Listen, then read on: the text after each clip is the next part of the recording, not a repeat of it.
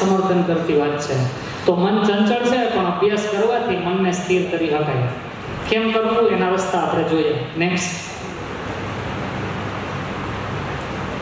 આ ઉપાય બીજો, મનને સ્થિર કરવું છે, કોઈ શાસ્ત્રના જાણકાર પાસે જવું જોઈએ. તો એના માટે પહેલું કામ કર ભાઈ, તદ્વિધિ. તું એને ઓળખ. કોને? તો કે જે શાસ્ત્રને જાણતો હોય એને, જે જ્ઞાની હોય એને. જો એ તને મળી જાય, ઓળખાઈ જાય, તો પ્રણિપાતે ન, તું એને પ્રણામ કર. પ્રણામ એટલે પ્રણી, અને પાત એટલે પડવું, એના પગમાં પડી જાય, સાષ્ટાંગ દંડવત કર એને. અને પછી પરિપ્રશ્ને ન, પછી તું એને તારા મનની જે મૂંઝવણ હોય એ પૂછ, પ્રશ્નો પૂછ. અને પૂછ એટલે તરત જ એવી અપેક્ષા ન રાખતો કે તને એ ત્યાં જવાબ દેવા જોઈએ. સેવયા, તારે એની સેવા કરવાની. સેવા એટલે એ જે કંઈ કહે કે ભાઈ આ કામ કર દે, એ તારે કરવાનું. ઘણી વાર એવું બને કે તમે જે પૂછ્યું હોય ને એનો જવાબ એ બોલીને આપે એવું ન પણ હોય. એ તમને એક એક્ટિવિટી થ્રુ શીખવાડવા માંગતા હોય. એટલે એ કહે એમ કરો તો તમારા પ્રશ્નનો જવાબ તમને મળી જાય. ધેટ ઇઝ કોલ્ડ સેવયા. અને એવું જો તું કરીશ તો ઉપદેશ્યંતિ તે જ્ઞાનમ જ્ઞાનીનઃ તત્વદર્શિનઃ. તો એવો જ્ઞાની તત્વદર્શી તને એ જ્ઞાનનો ઉપદેશ આપશે. હજી આગળ જ્ઞાન, ભક્તિ અને વૈરાગ્ય, અથવા તો જ્ઞાન માર્ગ, ઉપાસનાનો માર્ગ અને ભક્તિનો માર્ગ, આ ત્રણનું વર્ણન છે ભગવદ્ ગીતામાં. એમાં અત્યારે આપણે નહીં જઈએ, થોડુંક વધારે લાંબુ થઈ જાય. નેક્સ્ટ કરી દો ભાઈ. હવે ઓલું વાતનું જ સમર્થન આમાં પણ જોવા મળે છે. જો વિશ્વમ વિષ્ણુ, ભગવાન બધાય છે. ભગવાન એવું કહે છે, બીજમ મામ સર્વભૂતાનામ વિદ્ધિ પાર્થ સનાતનમ. પાર્થ, તું એવું જાણ કે આ જગતમાં જેટલી વસ્તુઓ છે એ બધાયનું બીજ રૂપ કારણ હું છું.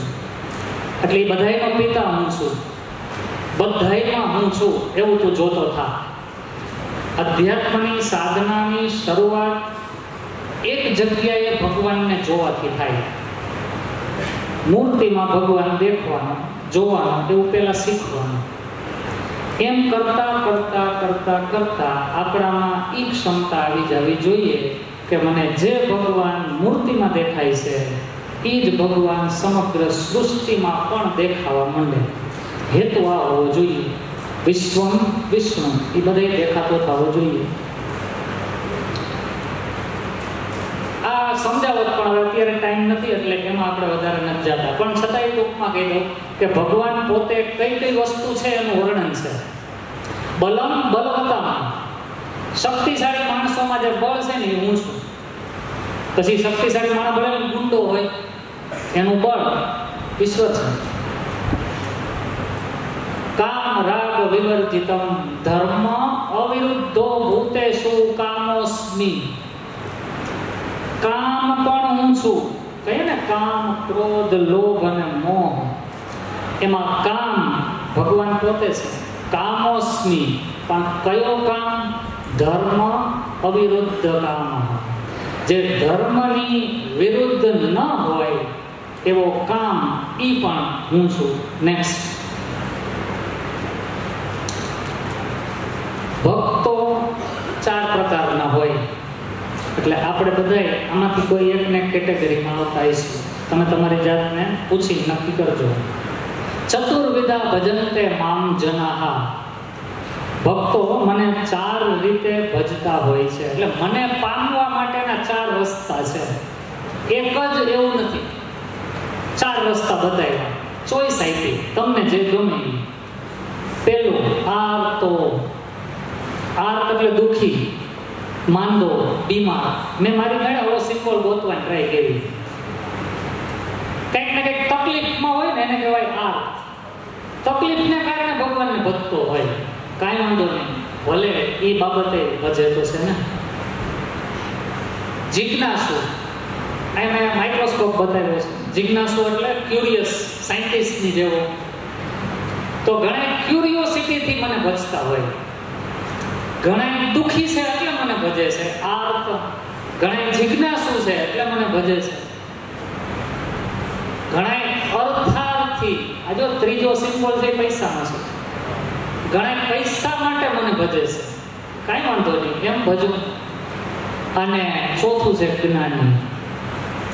ચાર રીતે ભક્તો મને ભજતા હોય. કોઈ દુઃખને કારણે ભજે છે, કોઈ જિજ્ઞાસાને કારણે ભજે છે, કોઈને પૈસા કમાવા છે, અર્થોપાર્જન કરવું છે એટલે મારું ભજન કરતા હોય છે, અને કોઈને જ્ઞાન જોઈએ છે એટલે મારું ભજન કરતા હોય છે. પણ ભગવાન પાછી ચોખવટે કરે છે, તેષામ જ્ઞાની નિત્યયુક્ત એક ભક્તિ વિશિષ્યતે. આ જે કાંઈ ચાર ટાઈપના ભક્તો છે ને ભાઈ, એમાં જ્ઞાની એ મને ફેવરિટ છે, ભગવાન કહે છે. અને આપણે મને જ્ઞાન માર્ગ તો પકડી લીધેલો છે, ભણીએ છીએ ને હજી ભણશું 7-8-10 વર્ષ. પણ એ ભણતા એ પરમ તત્વને ઓળખવાના પ્રયત્નોમાં તમે લાગો તો તમે જ્ઞાની ભક્તની કેટેગરીમાં આવો. ટ્રાય કરી રાખવી જોઈએ આપણે બધાએ, કારણ કે એવું કરશું તો એ ભગવાનને વધુ ગમે છે, એ ભગવાનના ફેવરિટ છે જ્ઞાની. રામચરિત માનસમાં કીધું છે, રામ ભગત જગ ચારી પ્રકારા, જ્ઞાની પ્રભુ વિશેષ પિયારા. 4 પ્રકારના ભક્તો, એમાં જ્ઞાની વિશેષ પ્રિય છે. નેક્સ્ટ,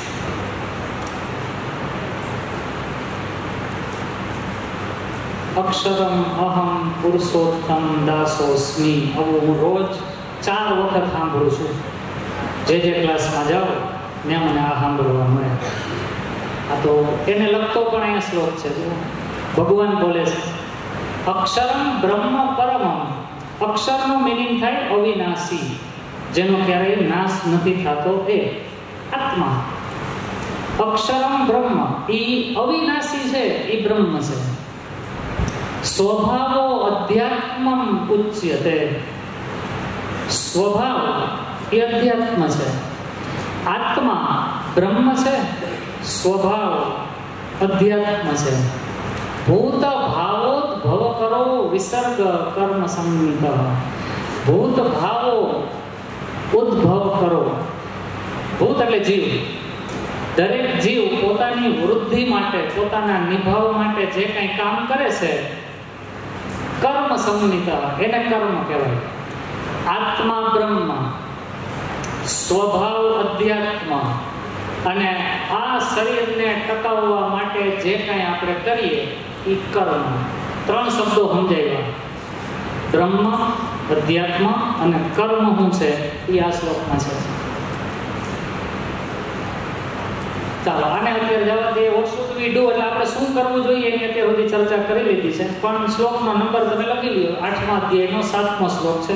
તમે વાંચી અને એના ઉપર ડિસ્કશન કરી શકશો. ચાલો નેક્સ્ટ. પાછી જ્ઞાન પ્રાપ્તિની મેથડ પણ આમાં છે. અનન્ય ચિંતયંતો માં. જ્ઞાની ભક્તે શું કરવું જોઈએ તો કે અનન્ય ભાવે સતત મારું જ જે ચિંતન કરે, યે જનાહા પર્યુપાસતે, જે સતત મારી જ ઉપાસના કરે, એટલે મારી જ નજીક રહે, મને પોતાની નજીક રાખે, તેષામ નિત્ય અભિયુક્તાનામ યોગક્ષેમમ વહામ્યહમ. એવો સતત મારી હારે જે જોડાયેલો માણસ હશે ને, એના યોગ અને ક્ષેમનું વહન કરવાની જવાબદારી હું લઉં છું. ઈશ્વર એને જ કહેવાય કે જે હવે જવાબદારી લે, અને એ લે છે પણ કન્ડિશનલ જવાબદારી છે, શરતો લાગુ. જે સતત અનન્ય ભાવે મારું ચિંતન કરે, મારી જ ઉપાસના કરે અને સતત મારી હારે જોડાયેલો રહે, તો એના યોગક્ષેમનું વહન હું કરું. કેમેસ્ટ્રીની બાબતમાં મારે એવું થયું છે, હું સતત કેમેસ્ટ્રીને લગતું ચિંતન કરું છું. હું સતત કેમેસ્ટ્રી કેમ ભણાવું, કેમ એનું હેલું બનાવી છોકરાઓની સામે મૂકવું, એવા જ વિચારોમાં હોઉં છું. એટલે હું કોકના લગ્નમાં ગયો હોય તો મારો જેવો માસ્ટર ગોતીને એના ભેગો વિષયની જ ચર્ચા કરતો હોઉં. એટલે હું સતત યુક્ત છું. તો એ મારા યોગ અને ક્ષેમનું વહન કરે છે વર્ષોથી, 25 વર્ષ થયા. આ મારો અનુભવ છે. તમારા માટે પણ તમારું એજ્યુકેશન, તમારો અભ્યાસક્રમ, તમારી જે કંઈ રિસ્પોન્સિબિલિટી હોય સતત એની અને જોડાયેલા રહ્યો, સતત એનું જ ચિંતન કરો અને કામ કરે જાઓ. તમારા યોગ અને ક્ષેમનું વહન એ કરશે જ, કરે જ છે. આ એના વિધાનો છે, ખોટા ના હોય. તેષામ સતતયુક્તાનામ ભજતામ પ્રીતિ. આ સેમ વસ્તુ સમાનાર્થી જેવું જ છે. સતત મારી હારે જોડાયેલો રહે, પ્રીતિપૂર્વક લોકોની સેવા કરે રાખતો હોય, દદામી બુદ્ધિ યોગમ તમ, એને હું બુદ્ધિ આપું. આ તો ભાઈ મેં કેમેસ્ટ્રીમાં જે કંઈ કામ કર્યું પહેલા શ્લોક મુજબનું, એના કારણે એને મને કેમેસ્ટ્રી રિલેટેડ થોડી ઘણી બુદ્ધિ આપી, તો મારા યોગક્ષેમનું વહન થાય છે. અને આવું કરતા કરતા આ છેલ્લા શબ્દ તો મામ ઉપયાંતિ તે, આવું જે કરશે ને એ અંતે મને પામી જશે. તો હું કેમેસ્ટ્રી ભણાવતા ભણાવતા ઈશ્વરને જ પામવાના રસ્તે છું, પામી જઈશ. તમે પણ જે કંઈ કામ તમારા હાથમાં છે એ કરતા કરતા એને સમર્પિત કરી અને કહી જાઓ, પામી જાઓ. કર્મયોગ છે. નેક્સ્ટ, આ છેલ્લી સ્લાઇડ છે ભાઈ, હું પહેલાથી કહી દઉં એટલે તમે રિલેક્સ થયો. 12મા અધ્યાયનો 8મો શ્લોક. મય્યેવ મન આદત્સ્વ, તું તારું મન, પાછું મનથી જ વાત શરૂ થઈ હતી, મને જ પૂરું થાય છે. જુઓ ભાઈ, કામ એના ઉપર જ કરવાનું છે. તું તારું મન મારામાં રાખતો થા.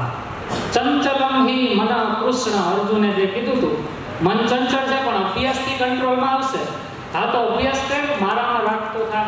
મય્યેવ મન આદત્સ્વ, એટલું જ નહીં, મયી બુદ્ધિમ નિવેશય, તું તારી બુદ્ધિએ મારામાં જ ઇન્વેસ્ટ કર. આવું કરવાથી શું થાય? તો કે નિવસિષ્યસી મય્યેવ, તું પછી મારામાં જ રહેવા માંડીશ. અને જો એવું થઈ ગયું તો અતઃ ઉર્ધ્વમ ન સંશય, તો પછી તારી પ્રગતિ થશે જ, એમાં કોઈ શંકાને સ્થાન નથી. આ ભગવાન આપણને પણ કહે છે. ભગવાન એટલે આપણો અભ્યાસક્રમ, આપણા પુસ્તકો, આપણું જવાબદારી જે હોય એમાં મન રાખીએ, બુદ્ધિ એમાં જ સારામાં સારી રીતના વાપરીએ, તો આપણે સતત જ એની હારે જોડાયેલા રહેવું. અને એવું જો થઈ ગયું તો પ્રોગ્રેસ નિશ્ચિતપણે થશે અને થશે જ. લ્યો તો 12મા અધ્યાયનો 10મો શ્લોક, એ પણ આવું જ છે. આ જો આ ચિત્ર જુઓ, 3 4, પેલા હાલતા શીખતું બાળક છે, પછી ઉડતા આવડી ગયું, હાલે છે હવે, અને દોડતો થઈ ગયો અને લક્ષ્ય સુધી પહોંચી ગયો. ક્યારે? અભ્યાસે અપી અસમર્થોસી મત કર્મ પરમો ભવ. આ બધાય માટે કામની વાત. તમે અભ્યાસમાં મન રાખતા થાવ, તમારી બુદ્ધિ અભ્યાસમાં વાપરો, તો તમે ઉર્ધ્વ બનશો જ. પણ કોઈ એમ કે હું અભ્યાસ કરવા માટે અસમર્થ છું, બહુ ટ્રાય કરું છું, નથી આવડતું, કાંઈ વાંધો નહીં, આ એનો જવાબ છે. તો અભ્યાસમાં અસમર્થ ભલે હો, અભ્યાસમાં અસમર્થ હોવા છતાં પણ અભ્યાસમ અપી અસમર્થોસી મત કર્મ પરમો ભવ, તું મને તારા કર્મો સમર્પિત કરતો હોય ને એમ કામ કરે. તું ભણવામાં નબળો છો, આઉટપુટ નથી મળતું, કાંઈ વાંધો નહીં, તું તોય ભણ, મારા માટે ભણ. તું તારી ચિંતા મૂકી દે, ભાઈ મારે સારા માર્ક નહીં આવે તો મારું કેરિયર નહીં બને, ચિંતા મૂકી દે. તું તારી ચિંતા મૂકી દે, મારા માટે ભણ. તને જે કાંઈ માર્ક આવે તું મને સમર્પિત કર, તારા યોગક્ષેમનું વહન હું કરીશ. મદર્થમપી કર્માણી, તારા બધાય કર્મ તું મારા માટે કર. કુર્વન સિદ્ધિમ અવાપ્સ્યસી, જો તું આવું કરીશ ને તોય તને સિદ્ધિ મળશે. ભલે તું અસમર્થ હોવા છતાં પણ તું તારા કર્મો મને સમર્પિત કરી અને કરતો રહીશ તો તને સિદ્ધિ ચોક્કસ મળશે. એટલે અહીંથી પછી તું દોડતો થઈ અને તારા લક્ષ્ય સુધી પહોંચી જઈશ.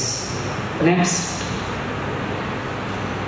તો જ્ઞાન જેવું પવિત્ર આ જગતમાં બીજું કંઈ છે નહીં, અને આપણે એને જ પ્રાપ્ત કરવા માટે સતત પ્રયત્નો કરતા જ રહેવા જોઈએ. જ્યાં સુધી ખોળિયામાં પ્રાણ છે ત્યાં સુધી શીખતું રહેવું, શીખવાડતા રહેવું. આ મંત્ર લઈને હું જીવું છું, તમે પણ કંઈક એવા જ અર્થથી જીવતા હશો. તમારા બધાનું ભવિષ્ય શ્રેષ્ઠતમ બને, તમે આનંદથી સતત ભરાયેલા રહ્યો, દુઃખ તમારી નજીક સેજ પણ ના આવે એવી ભગવાન શ્રીજી મહારાજના ચરણમાં પ્રાર્થના સાથે દરેકને જય સ્વામિનારાયણ.